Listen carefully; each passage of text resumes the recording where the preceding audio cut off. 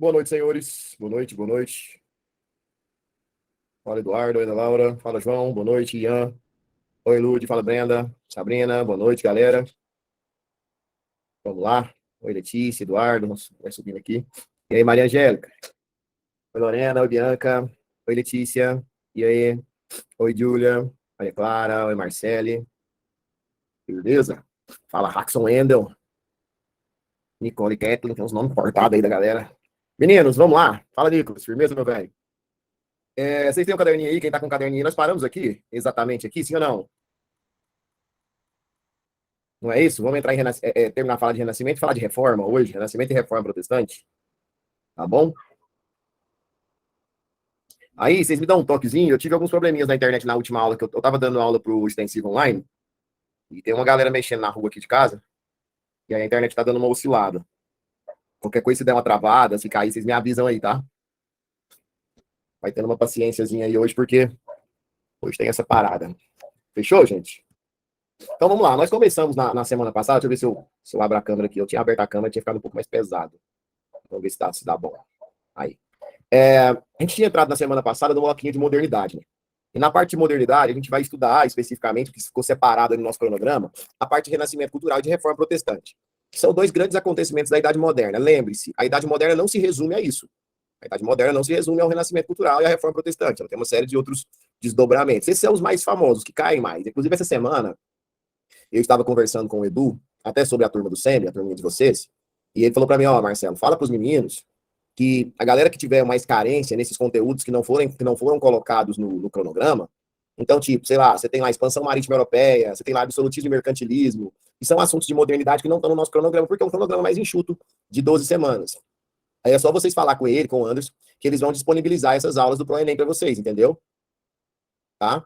Eu falei para ele, falei, cara, é complicado, porque às vezes o menino pergunta, pô, Marcelo, mas não vai dar isso, pô, não vai dar aquilo, e ao mesmo tempo não tem como, né, querer abraçar o mundo e aí fazer todos os conteúdos mais mal feitos. Então, o Edu já falou isso para mim. Eu acho que de muitas matérias tem sido assim também, né? Imagino que esse sofrimento não seja só de história, mas qualquer coisa é só vocês procurarem ele. Ok? Então vamos lá. Lembra que eu expliquei para vocês que o renascimento cultural ele marca basicamente a volta do antropocentrismo, a volta daquela ideia de que o homem passa a ser o centro das coisas. E essa volta do antropocentrismo, essa volta do homem para o centro, lembra que até o exemplo que eu te dei foi quando eu te perguntei o nome de um senhor feudal, está lembrado? Eu te perguntei o nome de um senhor feudal, você não soube me responder? Por quê? Porque a gente não fala sobre pessoas, sobre indivíduos, né? O mundo medieval era um mundo coletivista. Agora, na Idade Moderna, não. Você tem o cara que descobriu o Brasil, Pedro Álvares Cabral. Você tem o cara que pintou a Capela Sistina, Michelangelo. Você tem o cara que fez a Reforma Protestante, o Martinho Lutero. Então, você passa a valorizar o homem. E lembra que esse processo de renascimento, esse processo de transformação, é um processo que vai acontecer em 300 anos. Tanto é que nós temos a periodização renascentista, ela se divide em 3 momentos: o Trecento, que é o século XIV, o Quattrocento, que é o século XV, e o Cinquecento, que é o século XVI. Por que a gente fala Trecento, Quattrocento e Cinquecento? Porque o Renascimento ele é italiano, certo? A origem do Renascimento foi na Itália. O Renascimento começa na Itália, até porque se eu quero trazer de volta a cultura clássica, o que significa mesmo cultura clássica, valores clássicos? Esse termo quer dizer o quê? Fala para mim. O que quer dizer esse termo clássico? Boa, Vitória, greco-romano. Então, se eu quero trazer de volta, massa, Brenda, se eu quero trazer de volta esses valores, eu preciso ir lá buscar onde esses valores estão, certo? E a Península Itálica, né, que é onde mais tarde vai ter a unificação e vai fazer surgir a Itália, a Península Itálica, ela fica bem no meio ali do Mar Mediterrâneo, e é a rota exata, né, entre a Europa Ocidental e a Europa Oriental. Então, a Península Itálica, ela foi rota de vários povos ocidentais e orientais, povos árabes. E isso acabou trazendo, de certa forma, uma pluralidade maior, uma riqueza cultural maior. Então, o Renascimento ali na região italiana, ele se dá a partir desses fatores principais que eu acabei de citar para vocês. Aí nós falamos sobre os valores do Renascimento: o humanismo, o racionalismo, o individualismo, né, essa oposição àquele pensamento coletivista medieval, o naturalismo, né, que é aquela perspectiva da natureza, do homem, do nu, né, quando você pega aqui. Vamos ver se vai abrir aqui. Quando você pega aqui as imagens do Renascimento, você quase sempre vai ver figuras retratando o corpo humano, né? Aqui, o Nascimento de Vênus, do Sandro Botticelli. Lindo esse quadro. Você percebe sempre a figura humana sendo retratada em seu estado natural. A criação de Adão, né, cara? Os clássicos do Renascimento, colocados aqui no teto da Capela Sistina. Você percebe Adão nu. Né? Ele teria pintado Deus nu também, né? Aí o Papa pediu para ele, falou, não, cara, põe a roupinha de Deus aí, pô, sacanagem. Então, assim, o naturalismo é essa perspectiva da tentativa de colocar o corpo e as formas em seu estado de natureza, seu estado natural, que é a nudez. Transformar isso em algo normal, né? Até porque na antiguidade, meninos, não havia essa demonização do corpo humano. É importante que a gente entenda isso. Quem transformou a nudez do corpo em algo errado, em algo pecaminoso, foi a Igreja Católica na Idade Média. Entendeu? As meninas sofrem mais com isso, né? Às vezes você veste uma roupa que mostra mais seu corpo e alguém vira pra você e fala que você está imoral. Quando alguém fala que você está imoral com aquela roupa, que tipo de moral essa pessoa diz que você está ferindo? A moral política ou a moral religiosa? Hein? Que tipo de moral você está quebrando? É a moral religiosa, né, cara? Aquilo não é um crime. Né, não? Às vezes, quem frequenta a igreja, às vezes você veste uma roupa e sua mãe vira pra você e fala assim: você não vai com essa roupa pra igreja.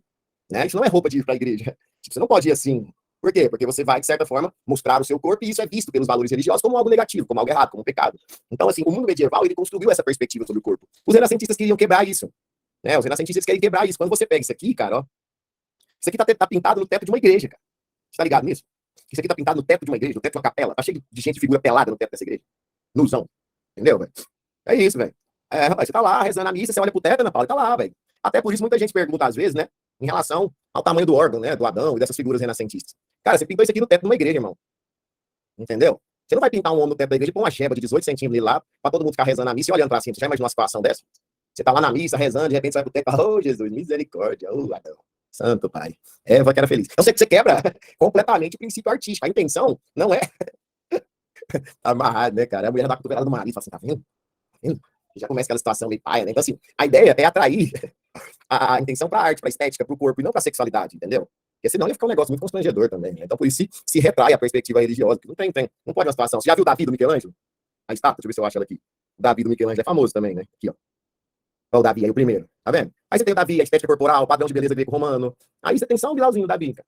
Aí você faz uma estátua dessa, qualquer lugar você pode expor ela, todo mundo vê as formas, todo mundo estuda arte, entendeu? Imagina uma mandioca esculpida no Davi, desse tamanho, assim, esticada pra cima. Ia ficar um trem horroroso. Você expõe isso aonde, você põe no museu, as pessoas iam até assustar. Então, assim, a intenção do renascimento, do naturalismo renascentista, é justamente essa perspectiva, é enxergar algo de uma forma natural. Alguém de vocês já foi numa praia de nudismo? Alguém já foi numa praia de nudismo? Não, não. Praia de nudismo é chamada de praia de naturismo, sabiam disso? Chama praia de naturismo. Porque para você frequentar um lugar desse, cara, você tem que ter uma cabeça muito diferente.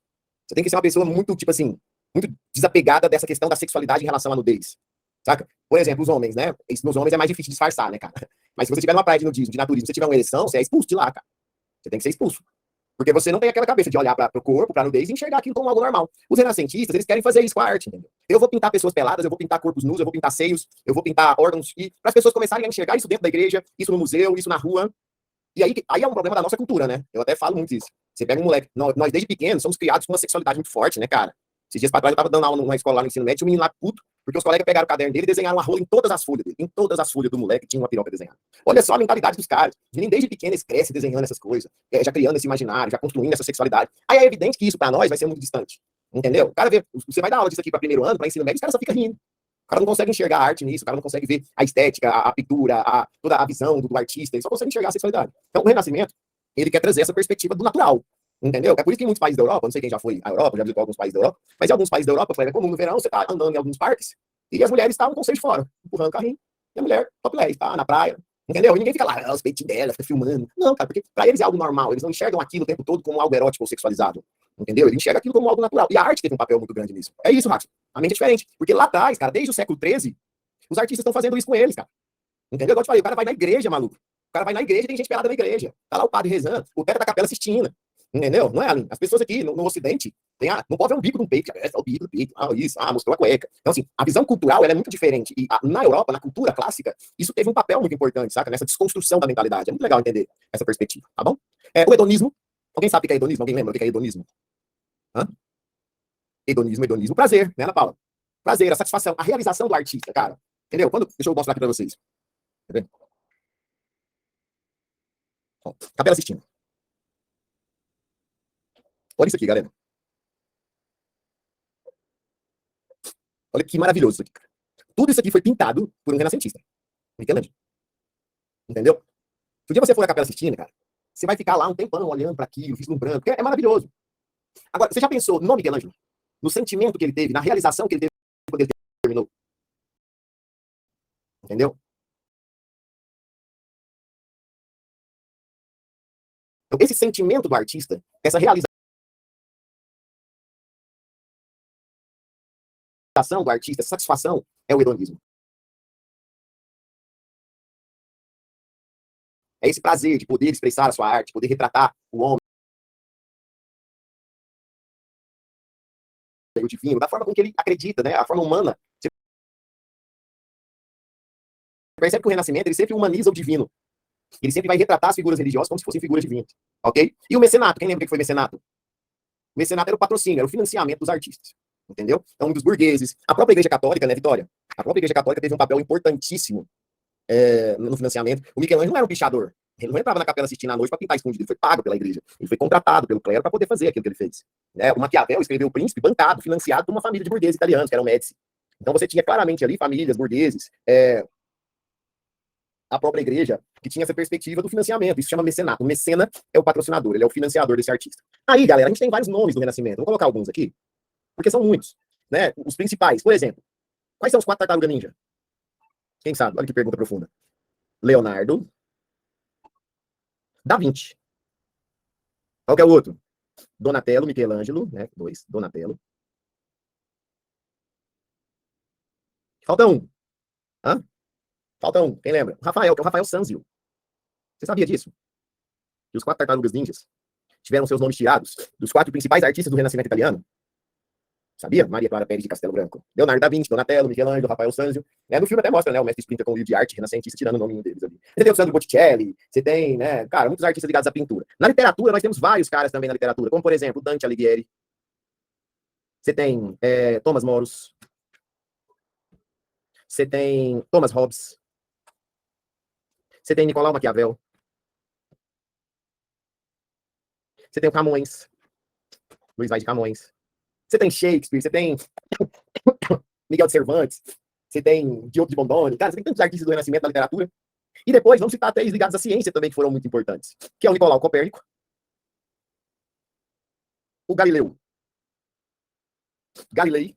e o Johannes Kepler. Copérnico, Galilei e Kepler também foram 3 renascentistas, mas o renascimento científico. Alguém lembra da teoria desenvolvida por esses caras? Qual é o nome dado? A teoria deles? Heliocentrismo, não é isso, Ian? Teoria do heliocentrismo. Que teoria é essa? Não, Maria, o homem é o antropocentrismo. Né? Não é que o homem é o centro do mundo. Isso, o Sol. Né? O Sol é o centro do universo, né? Do universo. Beleza, galera? Então, isso é Renascimento. Isso é o Renascimento. Ao mesmo tempo em que o Renascimento estava acontecendo, tá? Ao mesmo tempo em que o Renascimento, então, ao mesmo tempo que o Maquiavel estava escrevendo Príncipe, que o Shakespeare estava lá escrevendo Sonhos de uma Noite de Verão, Michelangelo pintando capelas, o Leonardo da Vinci fazendo lá estudos sobre o corpo humano do homem, ao mesmo tempo em que o pensamento renascentista estava se desdobrando, aconteceu também um fato muito importante. A Reforma Protestante. Marcelo, eu posso afirmar que, tipo, esse humanismo renascentista, essa perspectiva do Renascimento de trazer o homem para o centro, de visar uma ideia muito humana, isso ajudou na reforma? Isso enfraqueceu o poder da igreja? Isso fez com que as pessoas questionassem mais o poder da igreja? Claro que sim. Né? Então, é evidente que a ideia do Renascimento, ela impulsiona muito o que acontece com a Reforma Protestante, certo? E outra coisa que eu preciso que você entenda, alguns de vocês já foram meus alunos e vão lembrar de explicar isso para vocês, esses fatos na história, igual o Renascimento e a Reforma, eles receberam esses nomes pelos historiadores. Como assim? O Leonardo da Vinci, o Michelangelo, o Shakespeare, o Maquiavel, esses caras não sabiam ser renascentistas.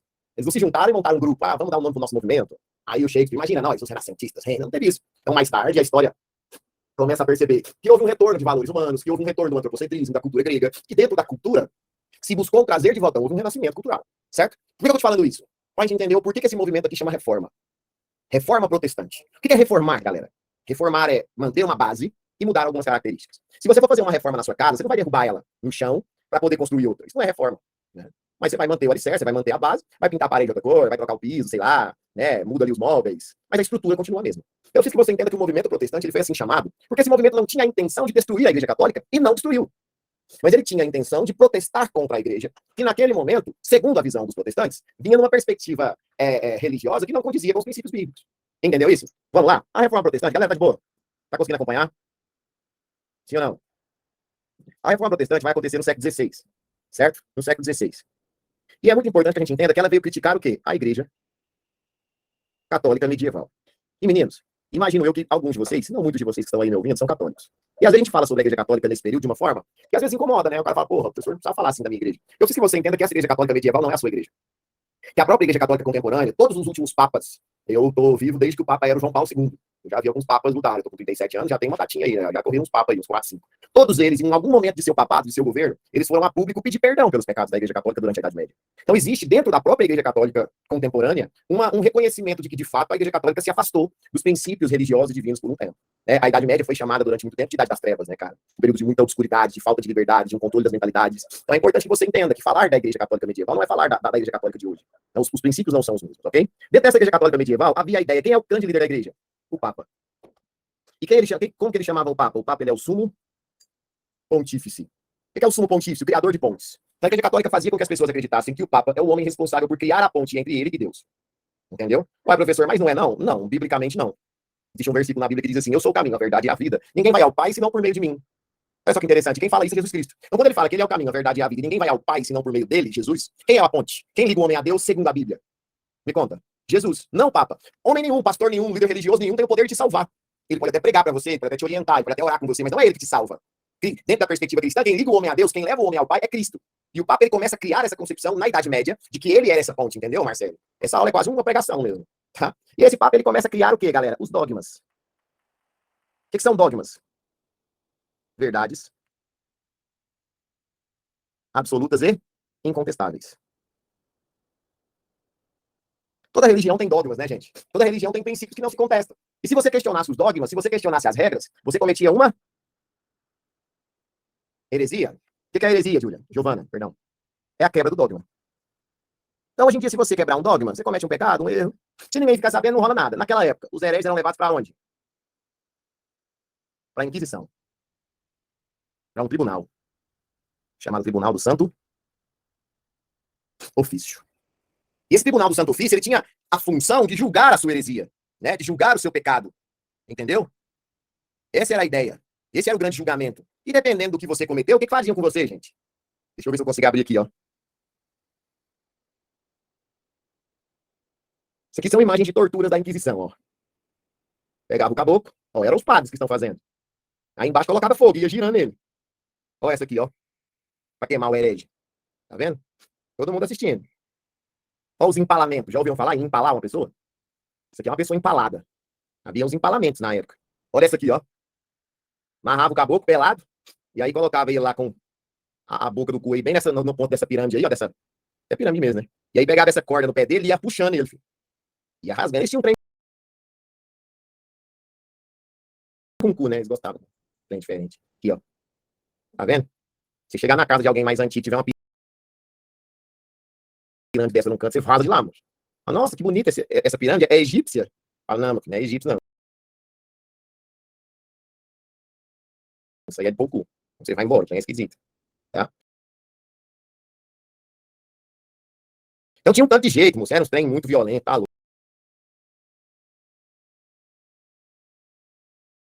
louco, cara. Eles julgavam as mulheres como bruxas, né? Ali, amarravam os braços, os pés, faziam torturas, batiam. Cara, era muito. Queimavam vivos em fogueira. A Inquisição, velho. Foi. Tá louco, cara. Entendeu? Isso aí, Rafaela. Tinha esse que arrancava os seios da mulher. Até tinha uma imagem dessa aqui agora, né? Sobre isso. Mas, cara, é isso.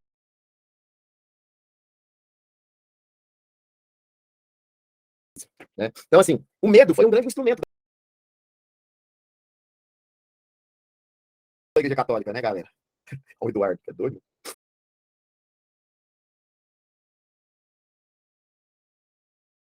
O medo, porque, assim, às vezes a pessoa até queria questionar a igreja, mas ela pensava, cara, eu não vou fazer isso não, né? O povo tá... Esquema a galera viva, eles matam as pessoas. Então, assim, a Inquisição acabava contribuindo para que a Igreja Católica...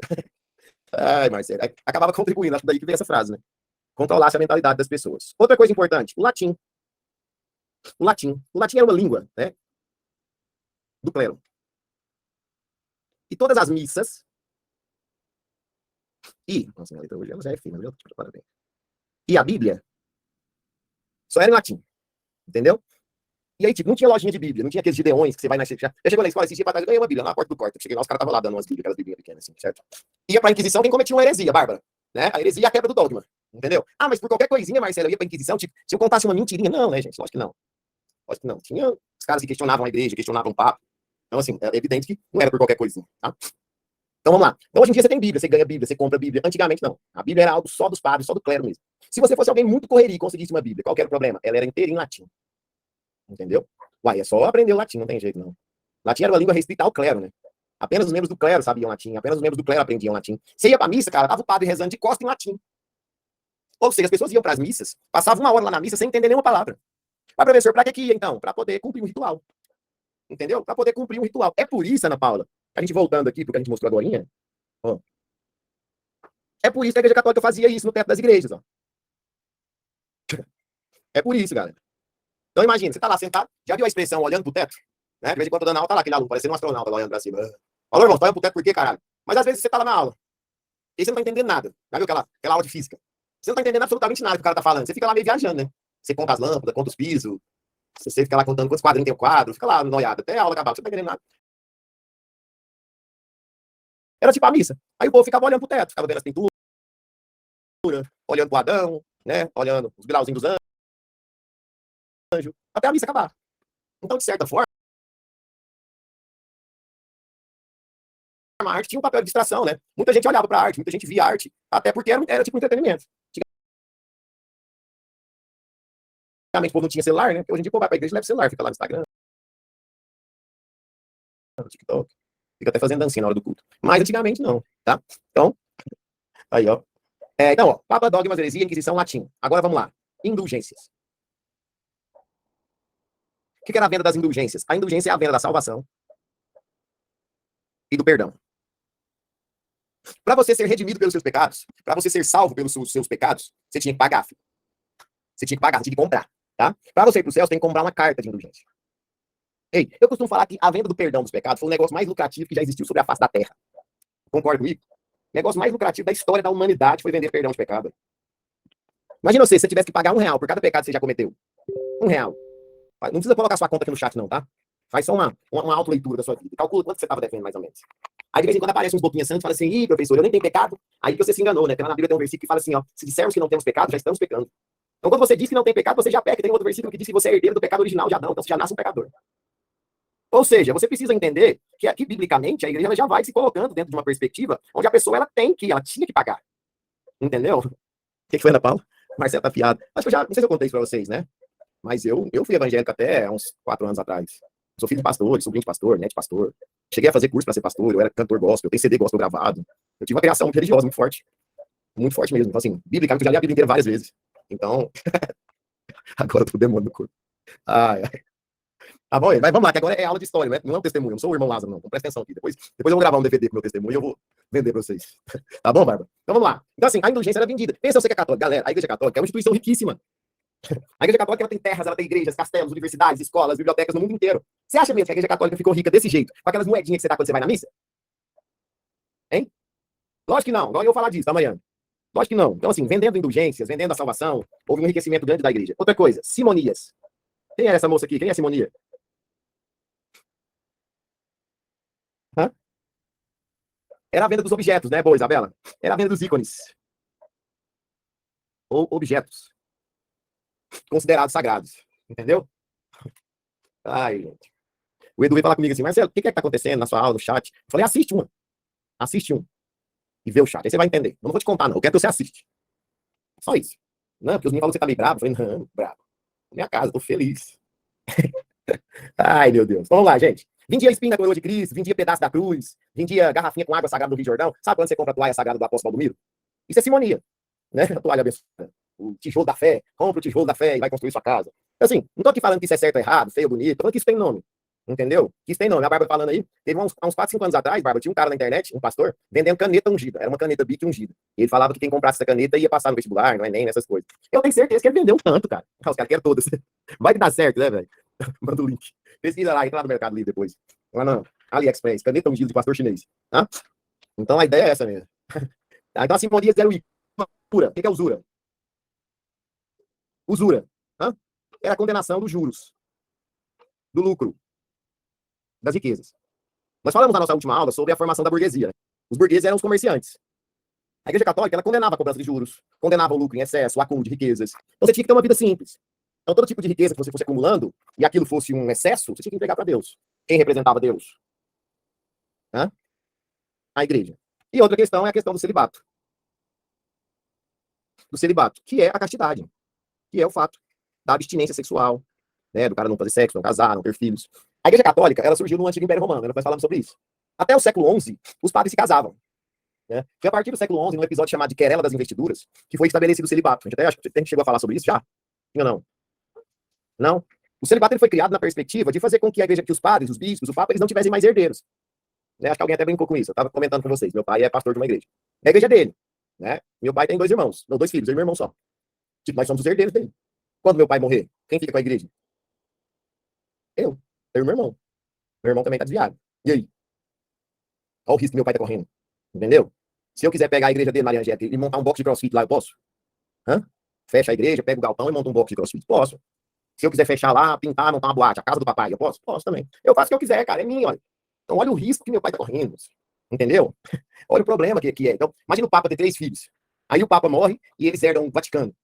Aí um dos filhos do Papa, sei lá, quer montar uma boate, um bar lá dentro. A Igreja Católica, para não correr esse tipo de risco, instituiu o celibato. Então, muita gente pensa, os padres não casam é porque Jesus não casou. Os padres não casam é para copiar a igreja, para copiar Cristo. Não, não tem nada a ver.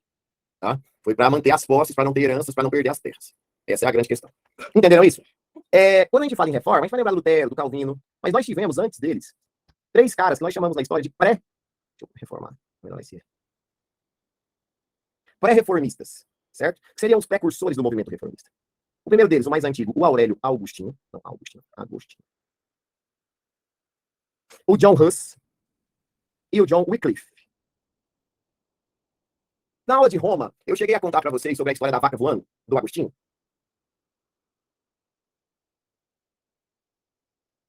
Hein? Não? Não?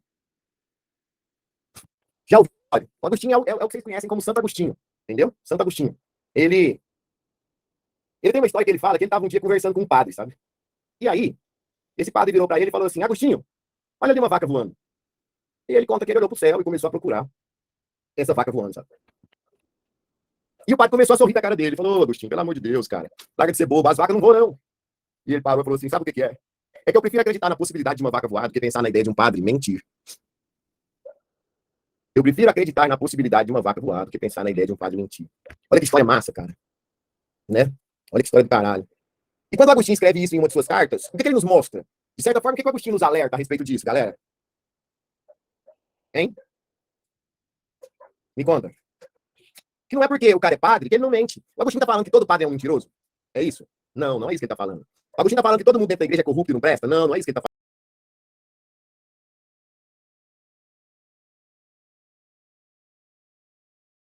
falando. Ele tá falando para as pessoas tomarem cuidado.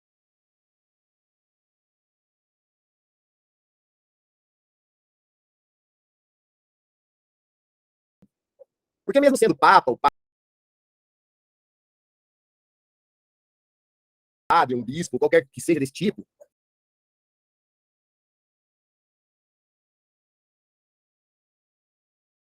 são homens, né? São pessoas, são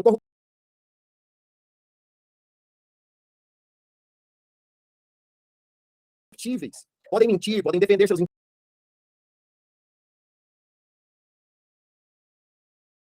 interesses. Então isso começa a gerar uma perspectiva que o Agostinho começa a compreender de uma forma diferente. Entendeu? E aí,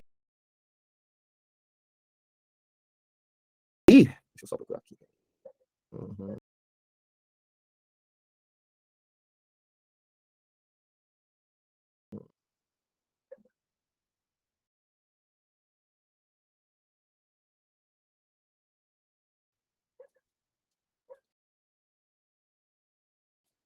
O Agostinho se torna um desses primeiros precursores do movimento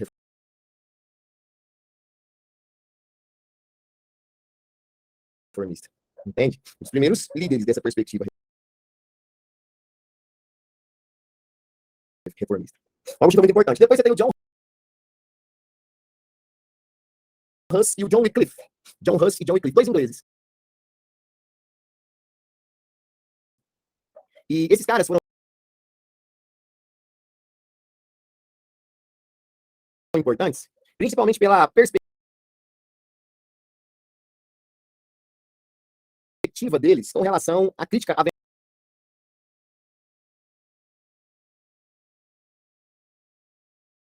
das indulgências, entendeu? Eles criticavam muito a venda das indulgências, criticavam muito a questão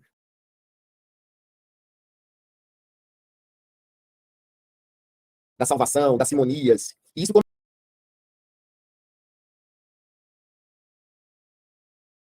começou a gerar uma problemática muito grande. E os dois foram perseguidos e foram queimados vivos pela Igreja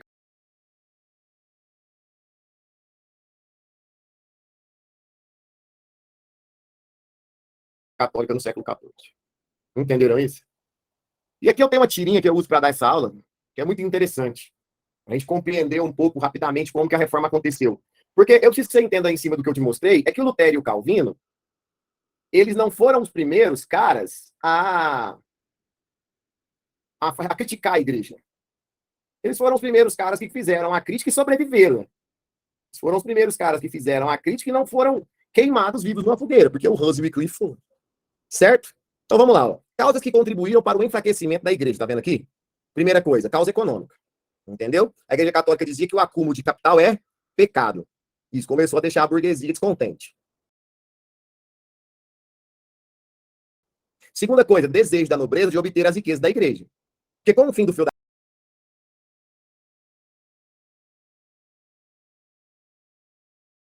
feudalismo, as monarquias começam a se fortalecer. Esses reis começam a se tornar cada vez mais fortes. E esse poder desses reis, ele dependia do quê? Do enfraquecimento do poder do Papa.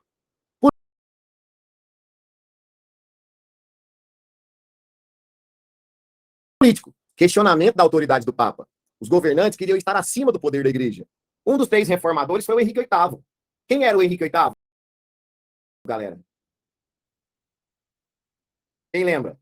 Um dos 3 reformadores foi o Henrique VIII. Quem era o Henrique VIII? Bora, gente, fala comigo. Rei da Inglaterra. O interesse do Henrique VIII não era só no divórcio, quem lembra dessa matéria?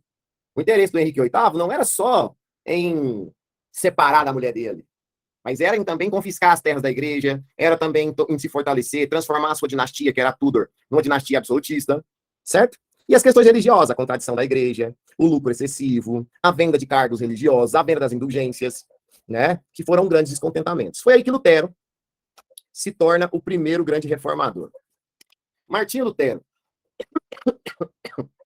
Só um minuto. Martinho Lutero, é muito comum que vocês encontrem em questões que Lutero era alemão. Isso deveria ser errado, mas não é. Até porque, eu não sei se você lembra de uma matéria, mas a Alemanha é uma unificação tardia. A Alemanha e a Itália foram os 2 últimos países da Europa a se organizar. Tá? Então, Lutero ele nasceu, na época, chamava Sacro Império Romano Germânico. Mas os vestibulares consideram, porque o antigo Sacro Império Romano Germânico depois vira Alemanha. Então, a galera dá uma arredondada no tempo aí, de mais ou menos o quê? Sacro Império Romano Germânico na Idade Média. A unificação alemã foi em 1871, uns 370 anos. Tá bom, né? Tá? Lutero era padre. Lutero foi monge por um tempo. Lutero se tornou pároco, né, de uma igreja em Wittenberg. Wittenberg foi onde Lutero nasceu. E Lutero, por ser um conhecedor da Bíblia, um membro do clero, sabia latim, leu a Bíblia, Lutero percebia claramente que o que estava na Bíblia era muito diferente do que a igreja pregava. Então, Lutero decidiu escrever uma obra chamada de 95 Teses. Vocês estão vendo o desenho aí? Hã? Não, né? Não, fala, não, sou cego, seu irmão. Lógico. Aqui, ó, as 95 teses. Então, Lutero vai escrever essa obra. As 95 teses, galera, elas foram escritas e publicadas no dia 31 de outubro de 1517. Essa data é o dia da Reforma Protestante, tá? Tanto é, quem é protestante aí? Tem a galera protestante? Tem a galera crente, evangélica? Tem uns irmãos, Marcelo, Pedro. Dia 31 de outubro, muitas igrejas sempre fazem alguma coisa, ou pelo menos se lembram, fazem uma postagem. Porque o que o mundo considera como o dia das bruxas, né? Os protestantes consideram como o dia da reforma. Porque foi o dia em que Lutero publicou as 95 teses, tá bom? Por isso é considerado o dia da reforma protestante. E essas teses do Lutero, elas rapidamente começaram a ser disseminadas. Nessa época já existia uma máquina de impressa, né, criada por um cara chamado John Gutenberg. O John Gutenberg já tinha inventado a máquina de impressa, que é basicamente a Xerox nossa de hoje em dia. Xerox é uma marca, né? Tá? E aí essa máquina de impressa, essa máquina de Xerox, os seguidores copiaram as teses e saíram pregando as teses nas portas das igrejas. E a galera começou a ler essas teses, mas a galera tinha muito medo, até porque, porra, vamos supor, cara, você tem uma religião, tal. Aí você chega lá na sua igreja e tem um papel pregado na porta da igreja dizendo uma coisa contrária ao que você sempre acreditou. Aí só porque você leu esse papel, você vai mudar de ideia? Você vai falar assim, nossa, ainda bem que eu li essas palavras aqui, hein? Tava perdido, meu Deus. Ainda bem que agora eu encontrei o caminho. Não, ninguém vai mudar de ideia por causa de um papel do nada. E o povo tinha medo, porque concordar com aquele papel era cometer o quê? Hein? Concordar com aquele papel era cometer uma heresia, não é isso? E o que acontecia com os hereges? Eram queimados vivos na fogueira, eram empalados, né? Tinha um cu rasgado na pirâmide, era uma anarquia. Então o povo tinha medo, né, moço? Acho que o povo, ele via aquele papel, eles até passava a mão na bunda, assim, pensava, ô Deus, cuida das minhas pregas. Porque era um trem diferente, o povo tinha medo, cada um zela pelo que tem, né? Então, assim, não foram as teses que, de certa forma, mudaram a consciência das pessoas. A tese só fez o Lutero se lascar. Por quê? Rapidamente, essas teses chegaram às mãos do Papa. Entendeu? Rapidamente, as teses chegaram nas mãos do Papa. E quando o Papa viu, na época do Lutero, era um Papa chamado Leão X. O Papa ficou puto, entendeu? E o Papa se reuniu com os nobres numa cidade chamada Worms. Inclusive, se você for ler essa matéria com um pouco mais de clareza, mais detalhes, houve um episódio chamado de Acordo ou Dieta de Worms. Em Worms, as ideias, Lutero foi condenado, Lutero foi excomungado, isso aconteceu em 1521, e Lutero foi obrigado a negar publicamente as suas teses. Só que Lutero não nega as teses e vai a público na cidade de Wittenberg e queima a bula papal. O que era a bula papal? Era o documento que continha os dogmas do Papa. Lutero fala, eu não tenho que negar as minhas teses. Se há algo a ser negado, que sejam as teses do Papa. Quando Lutero fez isso, ele praticamente assina a sua morte, cara. O Papa pensou, rapaz, eu vou empalar e queimar esse cara ao mesmo tempo. O bicho filha da puta. Agora, por que Lutero não morreu na Inquisição? É a pergunta que eu te faço, e é a pergunta eu acho que muita gente se faz, às vezes, se você está aí assistindo a minha aula e pensando comigo. Por que Lutero não morreu na Inquisição? Alguém sabe me responder?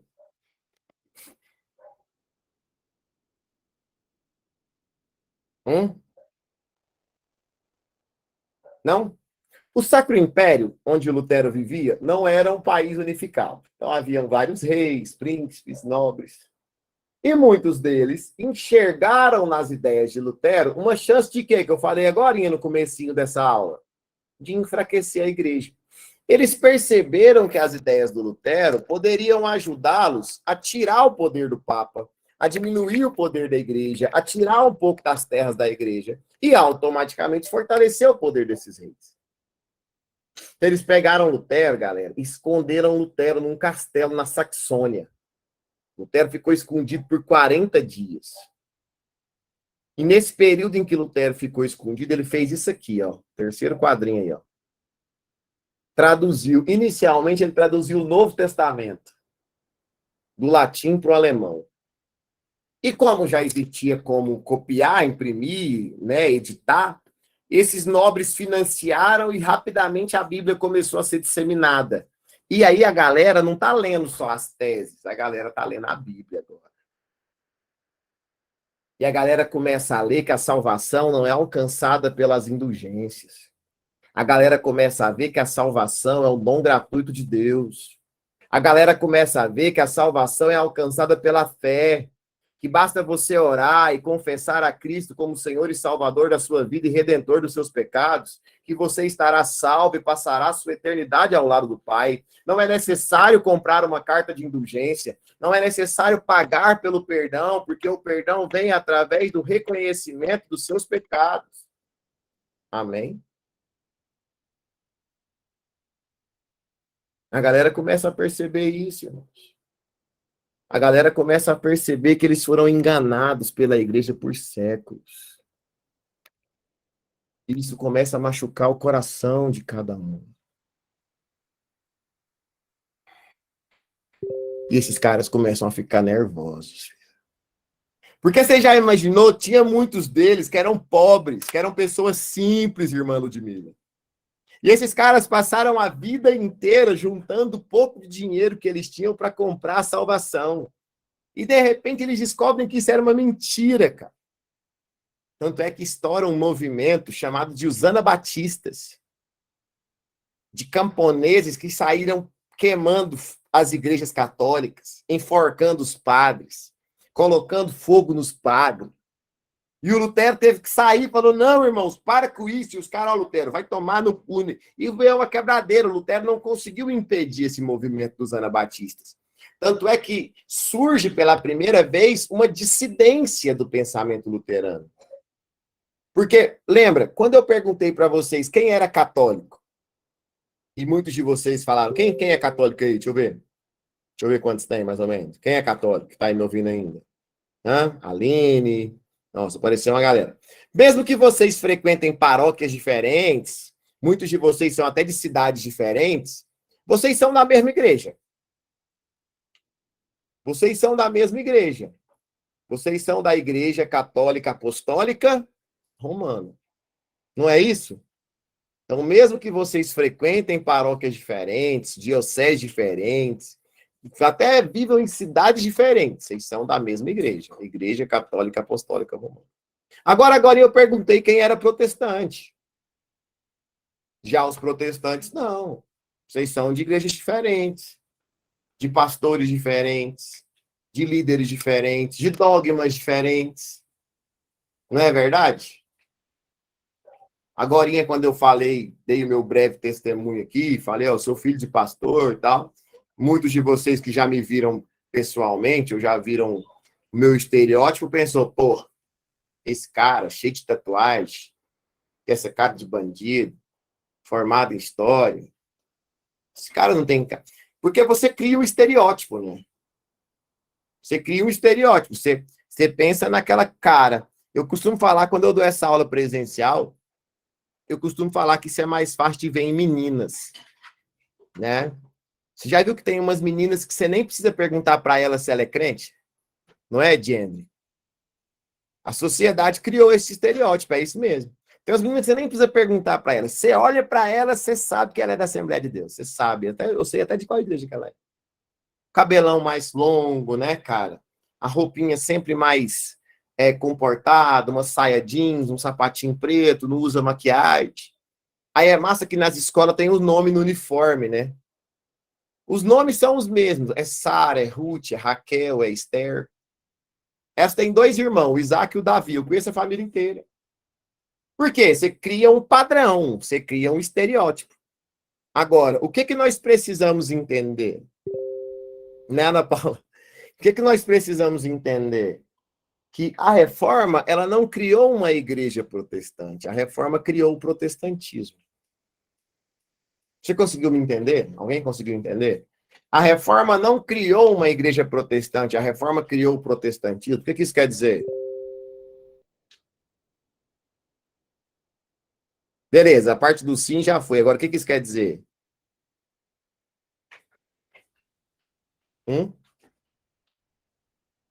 Que a reforma criou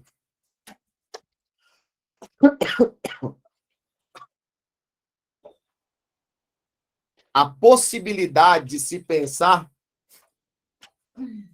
A reforma criou a possibilidade de se pensar o cristianismo diferente da Igreja Católica. Entendeu? E é aqui que eu preciso falar com vocês. Lembra que eu te falei sobre o Worms? Agorinha. Lembra que eu te falei sobre o Worms? Em 1521. O que aconteceu em Worms? Eu falei agorinha. Lutero foi julgado pelo Papa Leão X. As ideias de Lutero foram condenadas e Lutero foi excomungado. Certo? Em 1521. Depois esconderam Lutero, ele traduziu a Bíblia e o pau quebrou, certo? Em 1529, numa outra cidadezinha alemã chamada Sparrow, Spira, já com muita gente acreditando no Lutero, já com muita gente defendendo as ideias luteranas, a galera foi protestar. A galera começou a realizar protestos, e nesses protestos, a galera começou a pedir para que eles pudessem pregar o luteranismo, para que o luteranismo não fosse mais proibido. Olha só que interessante isso. Em Spira, os seguidores, os caras que acreditaram no Lutero, fizeram protestos pela liberação do luteranismo, pela liberdade religiosa. E aí a galera que é protestante, eu não sei se você sabia disso, mas foi por causa de Spira que surgiu o termo protestantes. Foi por causa de Spira que surgiu a ideia de quem apoia Lutero é um protestante. Porque eles fizeram protestos em favor disso. Legal, né, Ana Paula? Entendeu isso? Então, como esse grupo realiza esses protestos, acredito eu que tem muito até pastor que não sabe disso. Mas é porque é mais uma... Não é tão teológico, né? É mais historiográfico mesmo. Surge a ideia, a dieta de Sparrow, de Spira. Quando é que isso foi resolvido? Com uma terceira dieta, chamada Augsburgo. Em 1555.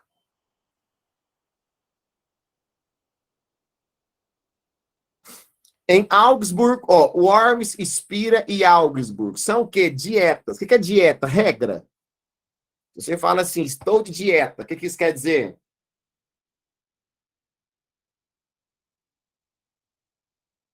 Hã? O que é estar de dieta?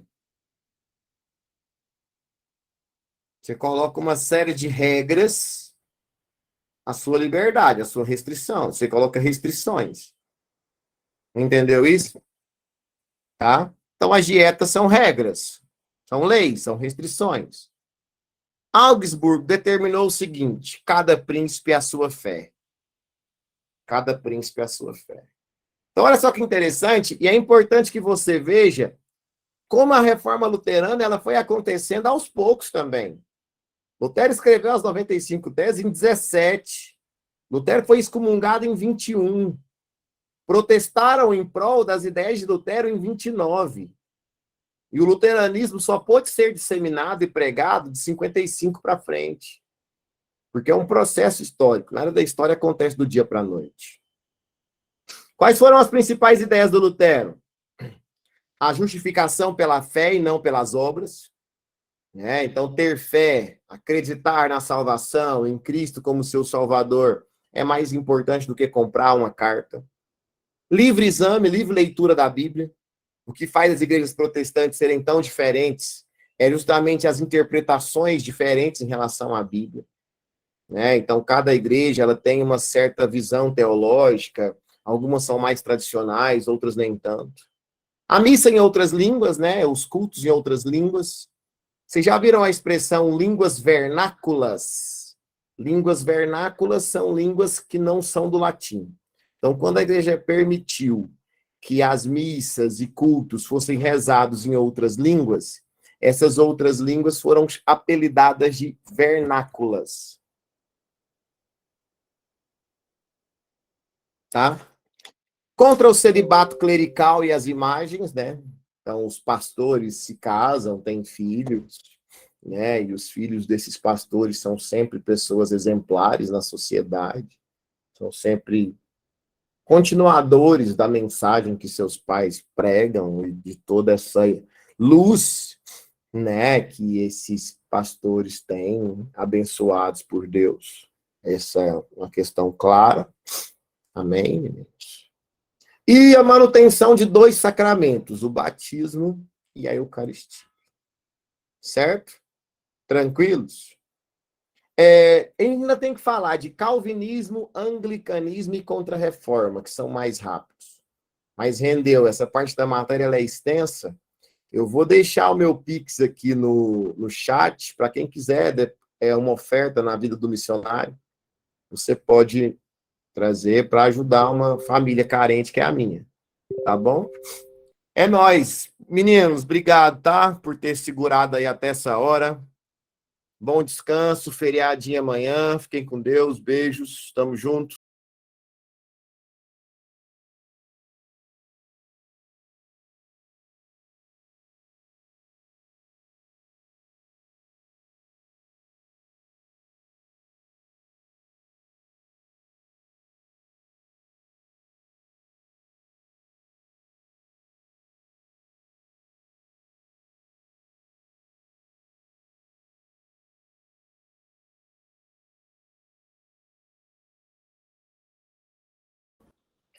Boa noite, senhores. Boa noite, boa noite. Tudo bem com vocês? Boa noite, boa noite. Oi, Julie, oi, Isadora, oi, Brenda. E aí? Oi, Letícia, oi, Ludi, Ana Paula, Bianca, oi, Laura, oi, Julia. E aí, gente, firmeza por aí? Vou passar a mão que eu tô derretendo aqui. Não sei onde é que você tá derretendo também, mas o trem aqui tá feio. E aí, gente, vamos lá? Vamos começar?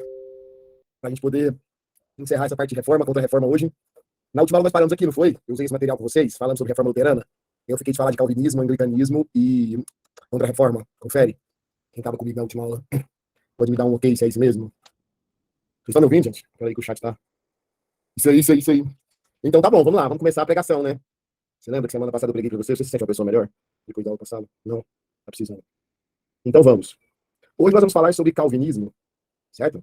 Lembra que eu expliquei na semana passada que nós temos uma diferença muito importante entre a igreja católica e a igreja protestante. Não sei se você lembra disso. Se alguém perguntar, lembra que eu perguntei quem é católico? Tem uma galera, eu. Beleza. A galera que é católico pertence, mesmo que frequente a paróquias diferentes, a igrejas diferentes, você pertence à mesma igreja. Você pertence à igreja católica apostólica romana. Ou tem algum de vocês que é católico ortodoxo grego? Eu acho pouquíssimo provável, ainda mais aqui no Brasil. Tá? Agora, quando eu pergunto quem é protestante, vocês vão ser de igrejas diferentes, de líderes diferentes, de pastores diferentes, de dogmas diferentes, ou seja, o que eu expliquei na aula passada? A reforma protestante, ela não fez surgir uma igreja protestante. A reforma protestante, ela fez surgir o protestantismo. Ela fez surgir a possibilidade de se pensar o cristianismo diferente da igreja católica. E isso pode ser mais tradicional, pode ser menos tradicional, isso pode ser mais rígido ou menos rígido, entendeu? Então a primeira grande reforma foi a reforma luterana, né? A segunda vai ser a calvinista. Ela recebeu esse nome por causa desse cara aqui, né? João Calvino. João Calvino, acho que eu tenho a foto do Calvino aqui, quer ver? Sempre tem um idiota que me pergunta se o Calvino era calvo. E era. É uma dúvida tão idiota, mas tudo bem, né? O Calvino era um francês, sabe, galera? Nasceu na França.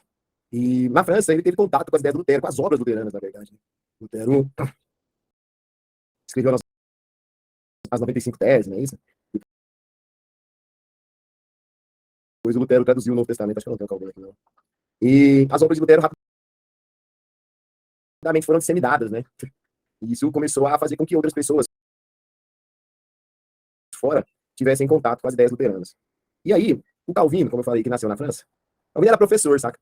Ele teve ideia dessas bases. E ele, juntamente com um amigo dele chamado Zwinglio, eles fundaram um grupo de protestantes na França chamados de Huguenots. Os Huguenots eram protestantes franceses que seguiam inicialmente as ideias de Lutero. Só que como a França era uma monarquia absoluta, muito rígida, e as monarquias francesas eram extremamente católicas, esses huguenotes foram perseguidos. E o Calvino, meninos, foi parar na Suíça. Tá? Perseguido na França, ele fugiu na Suíça e foi morar lá na cidade de Genebra. E lá na Suíça, em Genebra, Calvino deu continuidade às suas pesquisas religiosas, às suas leituras, e em 1536, Calvino escreveu sua primeira obra, chamada de Institutas da Religião Cristã. Certo? Institutas da Religião Cristã, o nome do livro do Calvino. Qual foi a primeira obra do Lutero? Qual foi a primeira obra do Lutero, galera? As 95 teses, né? Qual vai ser a obra do Calvino? Isso, Eduardo? As Institutas da Religião Cristã. Nessa obra, o Calvino começou a defender a criação de uma teoria, chamada de teoria da predestinação divina. Certo? Teoria da predestinação divina. O que é uma pessoa predestinada? O que é uma pessoa predestinada? Uma pessoa que já nasce com o destino traçado, né? Oi, Patrícia, Marcela, net caiu pra mim, você poderia perguntar. Os huguenotes eram um grupo de protestantes na França.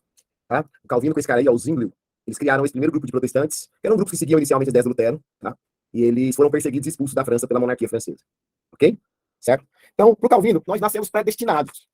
A Bíblia traz alguns exemplos de predestinação, certo? O Lutero falava sobre predestinação, o Lutero acreditava na predestinação. Os cristãos, na verdade, eles creem na predestinação, mas uma predestinação um pouco diferente daquilo que Calvino prega. Por exemplo, a Bíblia acredita e a Bíblia fala sobre pessoas que foram predestinadas por Deus para a realização de algumas obras. Não sei se vocês conhecem a história de um rei chamado Davi. Quem conhece a história do rei Davi? Sim? Davi, ele não era rei, ele não era nobre. O rei dos hebreus era um cara chamado Saul. E aí apareceu um profeta, Samuel, e disse ao pai de Davi, que era um pastor de ovelhas chamado Jessé, que Davi tinha sido escolhido por Deus e que Davi seria o próximo rei do povo. Alguns anos depois, Davi tornou-se rei. Então, Davi era predestinado, Davi era escolhido. Entenderam isso? Porém, a teoria da predestinação do Calvino não está ligada a uma escolha para a realização de alguma obra ou de algum chamado, né, Ana Paula, como você bem colocou. A teoria da predestinação do Calvino estava ligada ao ideal de salvação. Então, para o Calvino, vamos até colocar aqui, ó.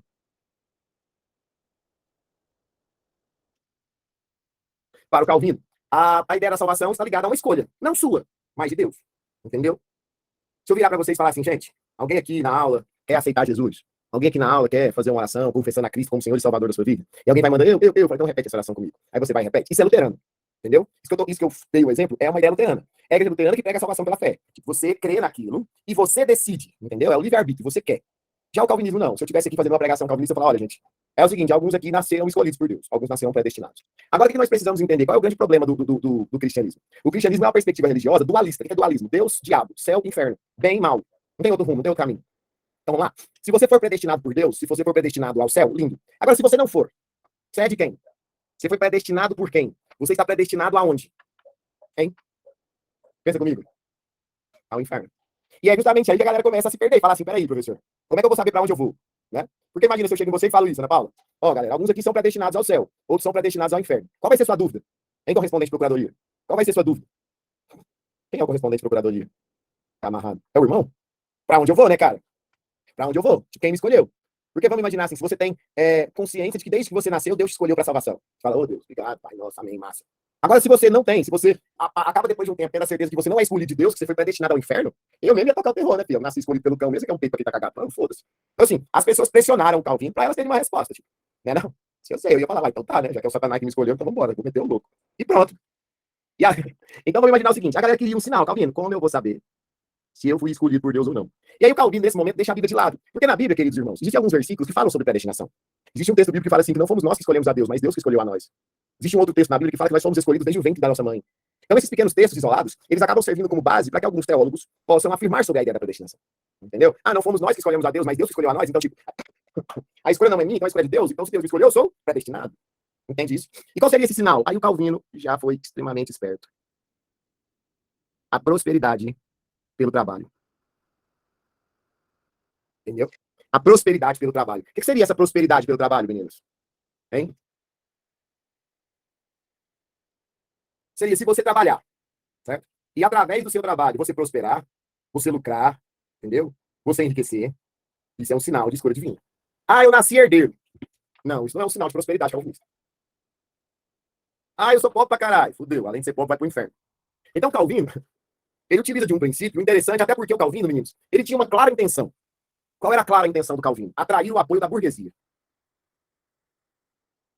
Entendeu? Atrair o apoio da burguesia. Porque, vamos lá, o Lutero, ele só conseguiu fazer a reforma, Ana Paula, porque ele teve apoio da nobreza, lembra? Sem apoio de nenhum determinado setor da sociedade, ninguém faria a reforma. E qual era o grande problema da burguesia? A burguesia era assolada pela usura. Alguém lembra o que era a usura? Eu expliquei na aula passada. Pecado da riqueza, né, Isabel? Do lucro, da cobrança de juros. Entendeu? Então, pensa se você fosse um burguês, se você fosse um comerciante, e aí você vive lá, na Europa, e você não pode lucrar, não pode enriquecer. Então, quando o Calvino fala, não, irmão, pelo contrário. Quanto mais você trabalhar e quanto mais riqueza você tiver, mais próximo de Deus você vai estar. Calvino vai dar origem, presta atenção, ao que nós chamamos de teologia da prosperidade. Já ouviu falar num cara chamado Max Weber? Entendeu? Já ouviu falar num cara chamado Max Weber? O correspondente Calvino defende a teoria da predestinação. Esse é o nome da teoria. Entendeu? Não é teoria por fins lucrativos.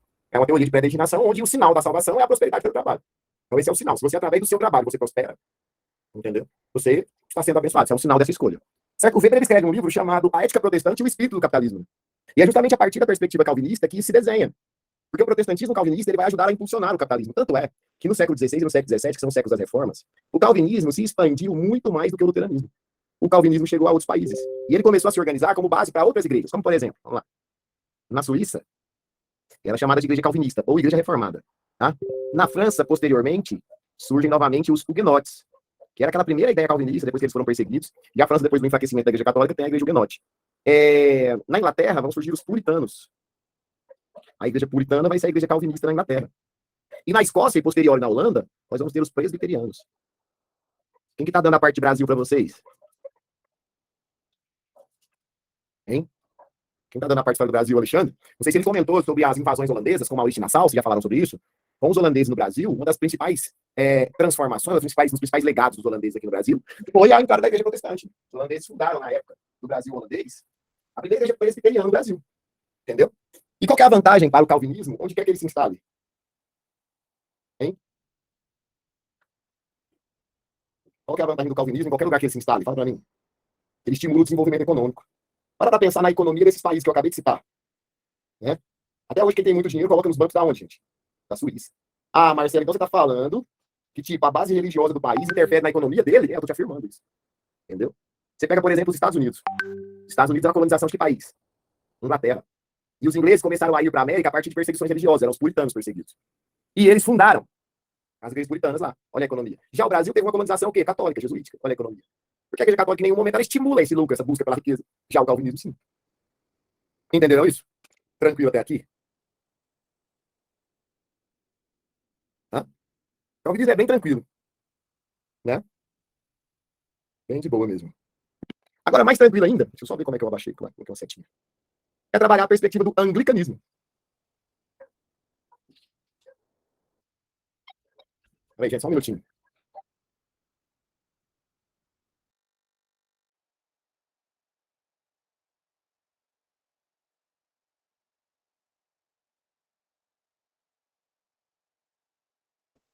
Pronto, meninos. Anglicanismo, certo? O anglicanismo, ele vai acontecer onde? Alguém lembra? Na Inglaterra. E diferente do luteranismo e do calvinismo, o anglicanismo nasce no rei, né? No rei da Inglaterra. Henrique VIII. Alguém lembra qual era a dinastia dele? Qual era a família dele? Hum? Tudor. Legal demais. A dinastia Tudor. A dinastia Tudor, meninos, vai se tornar a primeira dinastia de reis absolutistas na Inglaterra. Eles que vão concentrar todo o poder. O Henrique VIII ele vai fazer essa reforma a partir de algumas questões. Por exemplo, ele tinha se casado com uma mulher chamada Catarina de Aragão. Certo? Catarina de Aragão. E Catarina de Aragão e Henrique VIII se casaram a partir de um arranjo político. Isso era muito comum, né? Principalmente entre as famílias mais nobres e tudo mais, certo? Isso era muito comum. Ou seja, não era um casamento por amor, não era um casamento vinculado a essa perspectiva de nós conhecemos, mas eles se casaram. E ao se casar, né, o Henrique VIII deixa claro que ele tinha o objetivo de ter um filho homem, certo? Henrique VIII queria porque queria ter um filho homem. E com Catarina de Aragão, ele não conseguia ter esse filho homem. Ele não conseguia ter esse filho homem. Maria teria apenas uma filha mulher. Ela, inclusive, chegou a perder 3 gravidezes. E ela não conseguia dar a Henrique VIII esse filho homem. Isso, Maria Cláudia. E ele, então, decidiu se divorciar. Tá? Então, tinha uma questão do divórcio. Só que o divórcio era algo proibido pela Igreja Católica. Era algo passível de excomunhão. Entendeu? Então, quem se divorciava era excomungado. Que hoje em dia você não é excomungado. Mas você não vai chegar nunca num padre, num pastor, vai contar lá os problemas do seu relacionamento e vai falar assim: minha filha, você tem razão, larga esse traste. Separa mesmo, esse homem não presta. Não, a perspectiva cristã, ela vai sempre tentar preservar o casamento, o matrimônio, a família. Ela sempre vai enxergar o divórcio de uma maneira negativa. Então, o divórcio era passível de excomunhão, era proibido. E o rei ainda tinha um problema. Qual era o problema? A Igreja Católica, na Inglaterra, ela possuía mais terras do que o Estado. A Igreja Católica ela era a maior senhora feudal da Europa. Então ninguém possuía mais terras do que a Igreja. Então Henrique VIII ele pensa, cara, muitas vezes eu me colocar contra a Igreja. É importante você saber que já estava rolando ali o luteranismo. Ele já sabia, já estava rolando o renascimento cultural, aquela ideia humanista ganhando força e tudo mais. Então muita coisa começou a rolar. E assim, isso começou a trazer uma perspectiva dele entender que às vezes o divórcio abriria caminho para que ele pudesse resolver alguns outros problemas também. E ele já estava tendo um caso com outra mulher. Alguém lembra o nome dela? Ana Bolena. Ana Bolena. Então ele já estava desgastado com a esposa, já estava tendo um rolinho com a Ana Bolena, e toda essa situação fez com que ele, então, decidisse optar pelo divórcio. Henrique VIII se divorcia e é excomungado pela Igreja Católica. Ao ser excomungado pela Igreja Católica, o que Henrique VIII faz em 1534? Ele instituiu o ato de supremacia, que é justamente esse rompimento entre o Estado e a Igreja, entendeu? O Estado vai romper com a Igreja Católica e estabelece a criação da Igreja Anglicana. Mas o Henrique VIII, nesse momento, gente, ele era tão filho da puta, que é o seguinte, a Igreja Anglicana, quando ela surgiu, ela era igualzinha à Igreja Católica, entendeu? Ela era igualzinha à Igreja Católica, só que podia divorciar.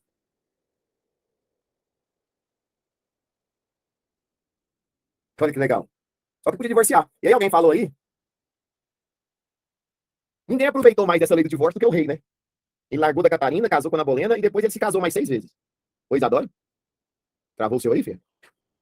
Tudo certo aí, galera? Pra todo mundo? Davi? Sim, de boa? Então tá bom. E aí, galera, nessas várias aventuras matrimoniais, vamos colocar aqui, ó. Henrique VIII teve 3 filhos. Maria, que é a chamada Mary Tudor, Eduardo e Elizabeth I. Entendeu? E Elizabeth I. Ele teve 3 filhos, Mary, né? Edward e Elizabeth. Maria era mais velha, Maria era filha de Catarina de Aragão, entendeu? Elizabeth era do meio, Elizabeth foi filha de Ana Bolena. Eduardo era o mais jovem, filho de Catherine de Seymour, entendeu? Ele só teve 3 filhos. E o único filho homem era Eduardo. E Eduardo, mesmo sendo mais novo, Patrícia, ele teria o direito de assumir o trono. Mas, tipo, o Eduardo, ele acabou, sabe o quê? Morrendo, jovem demais, se não me engano, aos 17 anos. Aos 17 anos, Eduardo morre, entendeu? A partir de uma perspectiva, ele nasceu com uma doença, uma anemia muito forte, e Eduardo morreu. Quem, de fato, assumiu o trono depois da morte de Eduardo foi Maria. Maria assumiu o trono e ela virou Mary, a sanguinária. Não sei se vocês ouviram falar nisso. Que como ela era católica e ela tinha um ódio do que o pai fez com a mãe, Mary era filha da Catarina, ela começou a perseguir os protestantes e a matar os protestantes. Mas depois de 5 anos, Mary, a sanguinária, teve uma hemorragia e sangrou até morrer. Olha isso. Que ironia do destino. Mary, a sanguinária, morreu sangrando. O karma 2. E aí, de fato, quem governou a Inglaterra foi Elizabeth. Elizabeth governou de 1558 a 1603. Elizabeth I. Aí às vezes aparece alguém e fala assim, nossa, ela tá viva até hoje. Não, não é essa, né, gente? Primeiro que essa, a outra também morreu semana passada. Aquela é Elizabeth II, e não é filha dessa. Essa Elizabeth aqui, ela ficou conhecida como a Rainha Virgem. Tá? A Virgem. Por que a Elizabeth I foi a Rainha Virgem?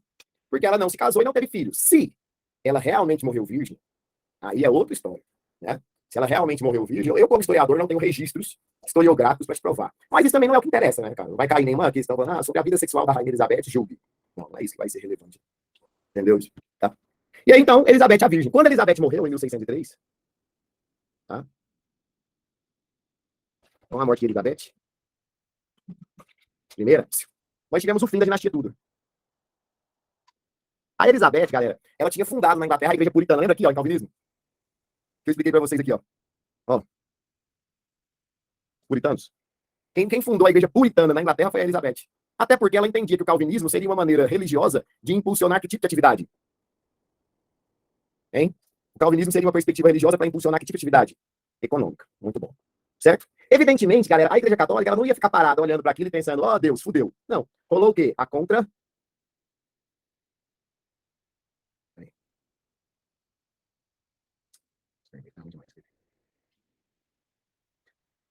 Vocês estão falando aí, gente? Meu Deus do céu. Reforma católica ou a contra-reforma. Certo? Marcelo, eu posso usar o termo reforma católica? Claro que sim. O que vai ser a reforma católica ou a contra-reforma? A reação da igreja católica aos movimentos protestantes. Lembra que eu te expliquei que o termo protestantismo surgiu lá no Lutero, né? O termo protestantismo surgiu lá na dieta de Sparrow, lá em Spira, onde os luteranos começaram a protestar, não é isso? E aí, essa Igreja Católica reagiu de algumas formas. Coloca assim, ó, número 1. Concílio de Trento. Concílio de Trento. Vocês estão anotando aí, galera? Ou não? Tá dando tempo? Às vezes o povo perdeu, foi lá meio assim. Tá? Sim. Então, a partir de 1545, começam a ser realizadas reuniões do alto clero. Tá? Falando nisso. O alto clero seria esses cargos mais altos da igreja, o papa, os bispos, os cardeais. E eles começaram a se reunir, especificamente em Trento, para poder discutir a redefinição dos dogmas. Certo? Então, assim, muitos de vocês são católicos, né? Nós já falamos sobre isso. Quando você vai à igreja, você que é católico, o padre está rezando a missa em latim? Hã? Não. Você teve que comprar uma carta de indulgência? Você teve que comprar uma carta para você ir para o céu? Você confessou a Cristo como seu salvador? Você fez uma oração? Quando você peca, você é torturado? Você vai para o Santo Ofício, para a Inquisição? Já queimaram você na fogueira? Arrancaram suas unhas? Não. Não, Julie. Que bom. Então, ou seja, o que aconteceu na Igreja Católica, meninos? Uma reforma. Algumas coisas mudaram. Então, o Concílio de Trento, ele marca o quê? A redefinição dos dogmas, certo? A manutenção dos 7 sacramentos. Quem é católico aí? Me fala alguns sacramentos. Hã? Vocês são aqueles católicos viados.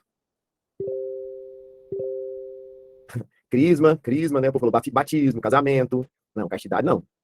Castidade não agora. Entendeu? Tá bom? Então vamos lá. Então redefiniu os dogmas, manteve os 7 sacramentos e ainda criou o Index Prohibitorium. Quem lembra o que era isso? O que era o Index Prohibitorium?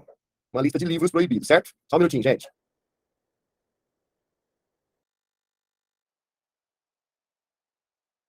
Prontinho. Tá? Então vamos lembrar que nessa época estava rolando o Renascimento Cultural, vocês lembram? E tava. Aí, e o Renascimento Cultural fez surgir vários escritores, né? Que eram escritores humanistas, como Maquiavel, Shakespeare, o Dante Alighieri, o Miguel de Cervantes. E essas obras não eram interessantes para a Igreja Católica permitir que seus fiéis lessem, por isso o Index Proibitório. Tá? Número 2.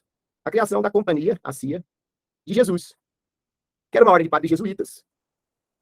Os famosos missionários. Eu sou um professor que eu defendo a ideia seguinte: o óbvio muitas vezes tem que ser dito, porque às vezes você é aluno, você não consegue enxergar o óbvio. Por exemplo, onde Lutero fez a reforma dele? Fala para mim.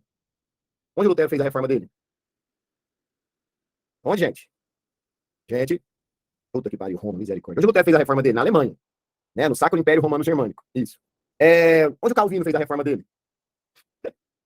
Na Suíça. Ele era um francês que fez a reforma na Suíça, isso que eu falei tem 20 minutos. E o Henrique VIII fez a reforma dele onde? Na Inglaterra. Obrigado. O que tá óbvio? Não teve reforma na Europa inteira. Alguém fez reforma em Portugal? Alguém fez reforma na Espanha? Alguém fez reforma na Península Itálica? Na região balcânica? Isso automaticamente nos faz entender que o que também? Que muitas regiões da Europa permaneceram católicas.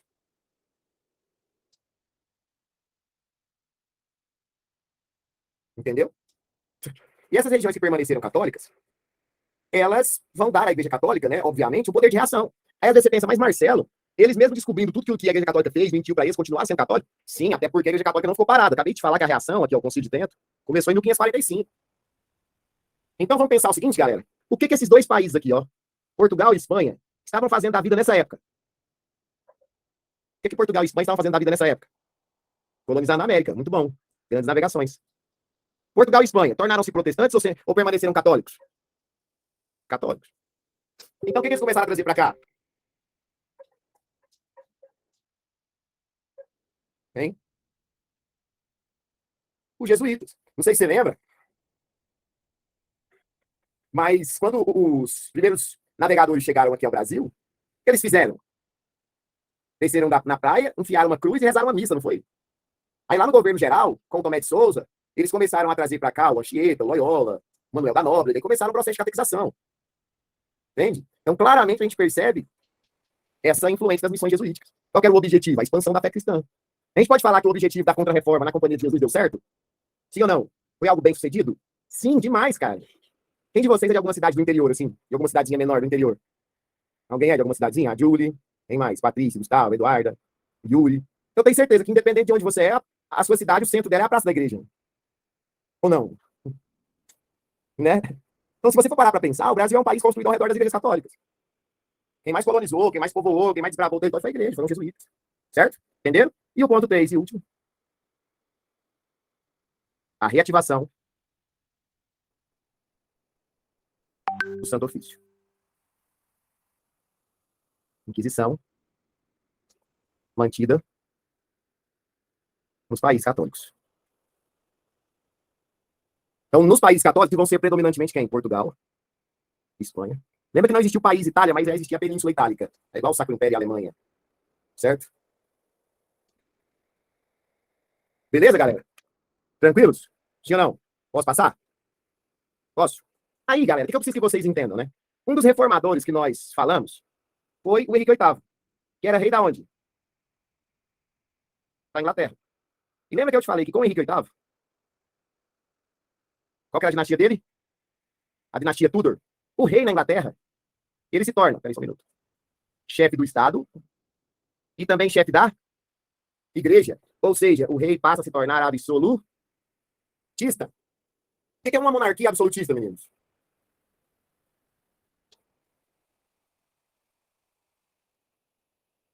É onde o poder do rei está acima de qualquer outra coisa, né? O rei manda em tudo. Poder centralizado, poderes ilimitados, justificados por aquelas ideias de teoria do direito divino e tudo mais. Então, na Inglaterra, o rei se tornou absolutista. A filha dele, qual foi a filha dele que conseguiu reinar por mais tempo? Hã?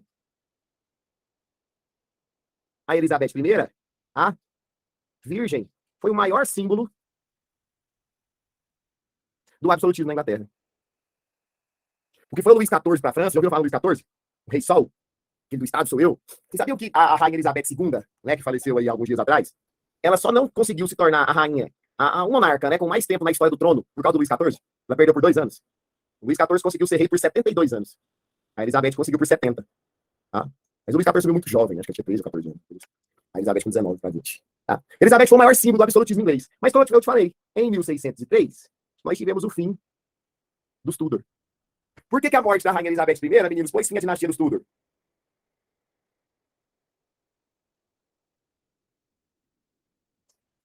Porque ela não tinha filhos, ela não teve herdeiros. Então, automaticamente, acaba uma dinastia. Quando acaba uma dinastia, o que é normal acontecer? Uma outra dinastia. Alguém sabe o nome dessa dinastia atual da Inglaterra? Tá em alta aí, falando o tempo todo nos programas de televisão.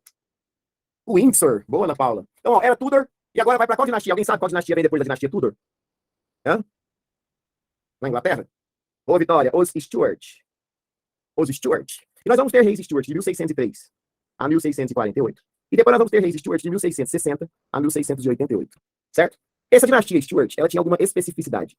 Eles eram de origem escoceses, eles eram católicos e absolutistas. Tá? Quais foram os reis Stuart? Alguém lembra? Hã? Jaime I. Jaime I vai governar de 1603 a 1625. Depois veio Carlos I, que governou de 1625 a 1648. Depois vamos ter Carlos II, que vai governar de 1660, teve um intervalo aqui que eu vou explicar o que aconteceu, a 1685. Aí vamos ter o Jaime II, que vai governar só por 3 anos, porque aí rolou a famosa Revolução Gloriosa. Só um detalhe, tá, gente? Algumas questões, alguns textos, eles trazem o nome deles em inglês. James e Charles, entendeu? James e Charles. E ninguém na Inglaterra chama Jaime, né? Lá na Inglaterra, pergunta o nome dele, meu nome é Jaime. E eu sei, eu sou Carlos. Não, não tem. Então, Jaime I e Carlos I é aqui para nós. Carlos II e Jaime II para eles. Certo? Agora presta atenção no que eu vou te explicar. Quando essa primeira fase, tá? Aqui, ó. Chega isso. Aqui nós vamos chamar de primeira fase. Eu vou chamar de segunda fase. Na primeira fase dos Stuart, o fato deles serem de origem escocesa e o fato principalmente deles serem católicos gerou uma problemática enorme na Inglaterra. Porque, por serem católicos, eles começaram a perseguir os protestantes. A Inglaterra, do reinado da rainha Elizabeth I, a Virgem, ela tinha dado início à colonização da América. Como era o nome da América inglesa antes de ser Estados Unidos? Hein? Como era o nome? 13 colônias. A primeira das 13 colônias recebeu o nome de Virgínia. Estão lembrados? A primeira das 13 colônias recebeu o nome de Virgínia. Inclusive, recebeu esse nome na época para homenagear a rainha, que era quem? A Elizabeth, a Virgem. Agora, entenda uma coisa. O que fez o povoamento nas colônias inglesas aumentar? O que fez de uma surgirem 2, 3, 4, 5, 13 colônias inglesas? O que levou tantos ingleses para a América? Quem lembra? Hã? As perseguições religiosas promovidas pelos Stuart. Entendeu? Porque como os Stuart eram reis católicos, eles começaram a perseguir os puritanos. E esses puritanos foram obrigados a fugir para a América. Entendeu? Até que nós tivemos uma reação puritana. Essa reação puritana vai ser liderada por um cara chamado Oliver Cromwell. Quem estudou essa matéria tá lembrado desse nome? Essa reação puritana vai ser liderada por um cara chamado Oliver Cromwell, que vai formar um exército, o New Model Army, um novo modelo de exército. E a Inglaterra vai viver de 1647 a 1649 uma guerra civil. De um lado, os cabeças redondas. Do outro lado, os jaquetas vermelhas. Quem eram os cabeças redondas? Eram as tropas puritanas. As tropas lideradas pelo Oliver Cromwell. Tá bom? E por que eles chamavam assim? Porque eles não tinham fardas, saca? Então, na guerra, a maneira que eles encontraram para não se misturar, não se confundir, foi rapar a cabeça. Então, era um exército de careca. Já imaginou isso? Um exército de careca, cabeças redondas. E eles foram lutar contra os jaquetas vermelhas, que era como o exército do rei era chamado. Até porque a farda era toda vermelha. Quem venceu essa guerra, galera? Quem venceu essa guerra? Os cabeças redondas, né? Os puritanos. E o que aconteceu com o rei Carlos I? Foi decapitado. Em 1649. Foi decapitado, cortaram a cabeça do rei. Ao decapitar Carlos I, a Inglaterra fica sem rei, certo? Aí começa uma fase que a gente chama de República Puritana. Ou República de Cromwell. Entendeu? República Puritana ou República do Cromwell, que vai de 1648, que foi quando eles prenderam o rei, guilhotinaram em 49, até 1660. O Oliver Cromwell, que liderou os Cabeças Redondas, recebeu o título de Lord Protetor. Ele não era rei, né? Ele não era de família real, então ele não podia ser rei. Mas ele vai ser o Lord, o Senhor Protetor da Inglaterra. Esse título de Lord Protetor seria um título vitalício e um título hereditário. Ele seria Lord Protetor para a vida inteira e quando ele morresse passaria para os seus filhos, ok? E como ele era puritano, ele era burguês, calvinista, em 1650 ele fez uma medida muito importante para o desenvolvimento da economia inglesa, que foi a aprovação dos atos da navegação.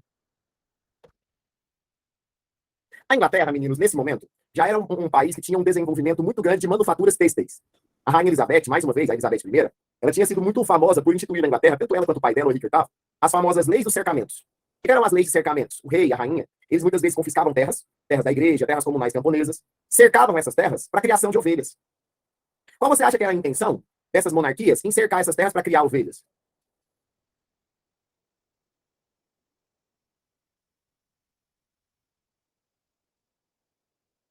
Hein? Extração da lã, né? O que é a indústria de base, Ana Paula? Ana Júlia? O que é a indústria de base? Alguém lembra? É aquela que parte desde a matéria-prima até o produto final, não é isso? Então a Inglaterra, para ter uma manufatura têxtil, para ter uma indústria de base têxtil forte, ela tinha que investir lá na base, desde a matéria-prima até o produto final. Entendeu? Qual é a matéria-prima para a indústria têxtil? A lã. Entenderam isso? Então isso ajudou demais. Aí o que vai ser o ato da navegação? O Oliver Cromwell vai virar e falar assim, ó, que os navios ingleses, os tecidos ingleses, só serão vendidos se transportados em navios ingleses. Vamos de novo? Os tecidos ingleses só serão vendidos se transportados em navios ingleses. E como a Inglaterra era a única que produzia tecidos manufaturados, ela tinha um monopólio têxtil. E como para ela abastecer a Europa inteira com seus tecidos, ela tinha que navegar, ela ganhava com a entrega. Porque não era assim, compra o tecido e ganha o frete. Não, você vai pagar pelo tecido e pelo transporte. O ato da navegação transformou a Inglaterra na rainha dos mares. Entendeu? A Inglaterra não foi assim chamada durante muito tempo, galera? Como a rainha dos mares, sim ou não? Tenta lembrar disso. Né? Ela se torna a rainha dos mares a partir daqui. O Oliver Cromwell, em 1653, chegou a fechar o parlamento e implantou uma ditadura. Só que como ele tinha o apoio da burguesia, eu costumo comparar o Oliver Cromwell na Inglaterra ao Vargas na história do Brasil. Eu acho legal que o brasileiro, a história assim, ela tem meio que um certo tesão pelo Getúlio Vargas, já viu no Brasil? E o Vargas foi um grande filho de uma puta, cara. Vargas foi um golpista, Vargas foi ditador, Vargas perseguiu e mandou o judeu pro Hitler matar. Tem motivo nenhum pra ficar falando, ai, o Vargas, ai, o Vargas. Fez muita coisa boa, mas foi um grande. O maior golpista da história do Brasil foi o Vargas. O Vargas ficou 15 anos seguido no poder sem ser eleito nenhuma vez. Né? O Estado Novo foi a primeira ditadura que o Brasil viveu. O Vargas fechou o Congresso. Implantou o poder por militarismo. Entendeu? Não é não, Eduardo? Mas aí ele tinha todo um populismo, um glamour em cima dele, ele controlava os meios de comunicação, então os jornais, o rádio só faziam propagandas positivas de sua imagem, e acabava que se criava um ideal muito mistificado em cima do varguismo. Então o Cromwell era mais ou menos isso. Ele era um burguês perfeito, desenvolveu a economia, mas fechou o parlamento, implantou uma ditadura, e viveu até 1659. Tá? Em 1659 nós tivemos a morte do Oliver, e a posse de Richard Cromwell. O título de Lord Protetor não era vitalício e hereditário? Lembra que eu te falei isso agora? Hein? Não era vitalício e hereditário? Sim ou não? Então, quando o Oliver Cromwell morre, assume o filho dele. Só que o Richard Cromwell, gente, tem umas coisas que você tem que ver a cara. Primeiro, o Richard Cromwell não tinha a mínima habilidade política. Eu quero que você veja a cara desse menino. Você fala assim, não, peraí.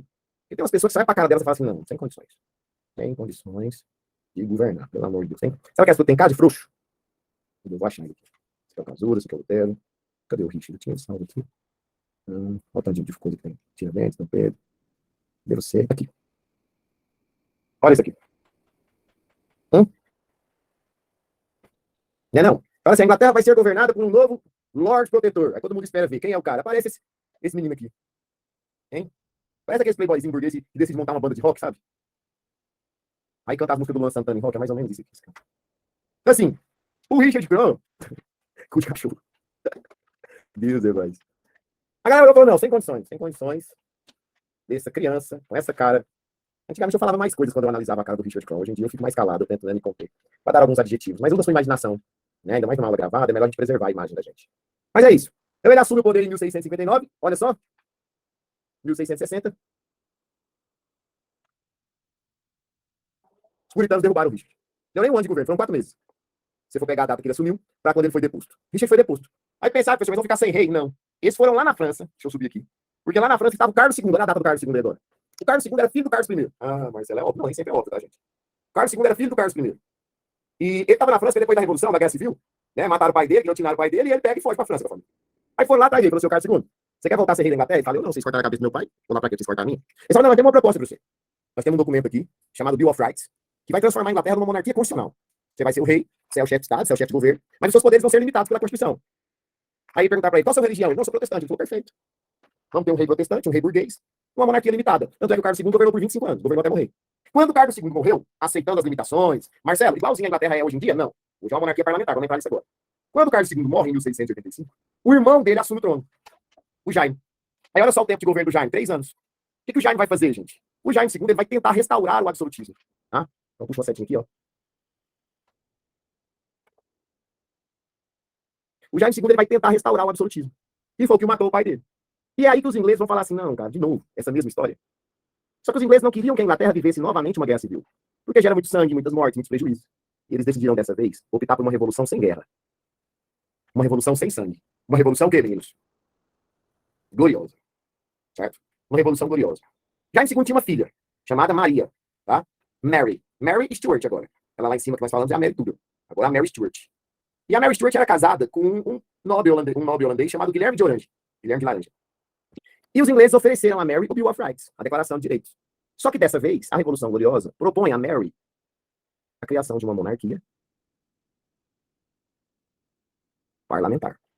Entendeu? Isso, Patrícia. Uma monarquia parlamentar. Entendeu? O que seria essa monarquia parlamentar? O rei ou a rainha são o chefe do Estado. O parlamento, que posteriormente passou a ser comandado pelo primeiro-ministro, é o órgão de governo. Entendeu? É um órgão. Você está confundindo a Mary, Patrícia. Essa Mary, filha do Jaime II, é casada com o Guilherme de Orange. Você está falando de outro, depois você vê qual que você está falando. Então você tem o rei e a rainha, que é o chefe de Estado. Por exemplo, certo? Morreu a rainha Elizabeth II. O que pode mudar na Inglaterra? O que pode mudar na Inglaterra? Tem gente que fala nada. Não, isso não é verdade. Certo? Isso não é verdade. Até porque nós precisamos ter a compreensão do seguinte. O chefe de Estado, a rainha Elizabeth, ela era a representação do Estado inglês. Era ela que mantinha as relações diplomáticas com a Inglaterra com os outros líderes internacionais. Ela era a cara da Inglaterra, ela era a representação da Inglaterra. Se o Charles, filho dela, não tiver as mesmas habilidades políticas que ela, se o Charles não tiver as mesmas relações diplomáticas que ela, isso pode alterar as relações da Inglaterra com o mundo. Agora, o parlamento, que posterior vai ser governado pelo primeiro-ministro, é o chefe de governo. Por isso, Júlio, a ideia de que o rei reina, mas não governa. O rei reina, o rei é o chefe do Estado. O rei é quem tem a coroa. O rei é quem estabelece as relações. Se você for pesquisar fotos da rainha Elizabeth, ela tem imagem com todos os grandes líderes mundiais durante 70 anos que ela governou. Mas, politicamente, ela precisava estar ali aliada aos seus primeiros ministros, ao parlamento. Eles estabeleciam o governo. Então, a Revolução Gloriosa, também conhecida como a Revolução Inglesa, transforma a Inglaterra numa monarquia parlamentarista.